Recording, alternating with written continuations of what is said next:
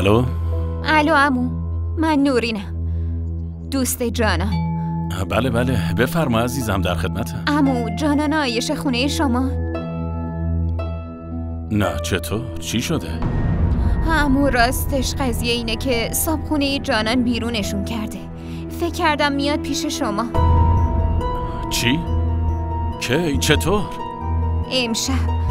و اونا دوتایی شب از خونه رفتن.